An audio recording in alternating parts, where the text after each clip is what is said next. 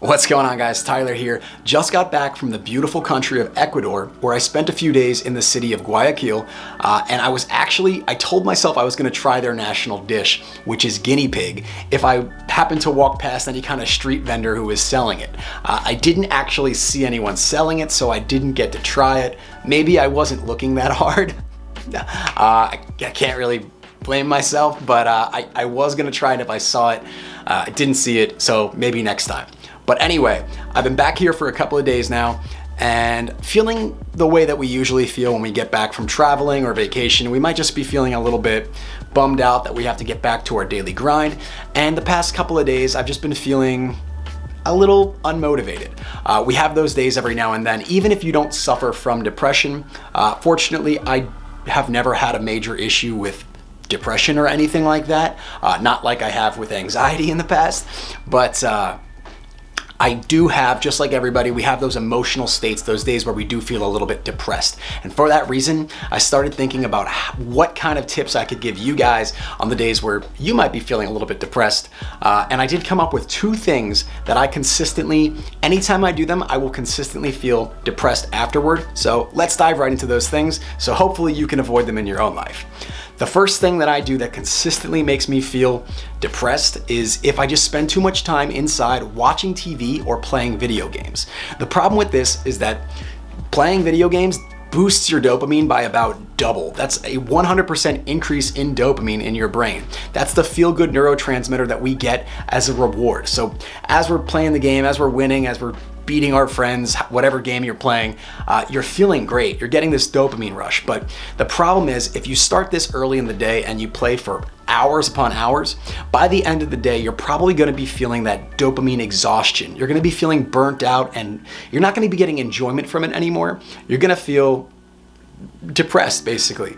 Like I said, I've never suffered from depression myself, but this is the closest I can get to relating to somebody who does suffer from depression, because at that point, I get it. I'm just like, my brain is worn out. I don't want to do anything. I kind of feel like I wish I had gone out earlier in the day, because by this time the sun's usually down, the stores are all closed, and I'm stuck inside. But since I've been inside all day, I'm just burnt out and tired of it, and nothing's making me happy. So I would say that that's probably one of the biggest things, that if you're prone to feeling depressed, you should avoid just watching too much watching too much TV, binge watching that series on Netflix, or playing a full day of video games. Every now and then I think these things are okay, but if you start to feel this way afterward, just bear in mind that there's probably a connection there. The second thing I do that will consistently make me feel depressed afterward is if I get into one of those moods where you're just really starting to think too nostalgically, even on happy memories. So sometimes I'll think back to days in high school days or middle school days or any other time period that I really enjoyed. I'm not even thinking unhappy thoughts. I'm thinking about good memories with old friends that maybe I haven't seen in years, maybe friends that have passed away, maybe some online game we played as kids that is no longer being run. Anything like that. Sometimes I'll think about these memories and I'll start to feel a little bit depressed afterward. This, I think, is just that melancholy, bittersweetness of nostalgia. But Lao Tzu, the ancient Chinese philosopher, actually has a quote on this that I really like, which is, if you are depressed, you're living in the past. If you're anxious, you're living in the future. And if you're at peace, you're living in the present. I really like that quote because I find a lot of truth to be in it.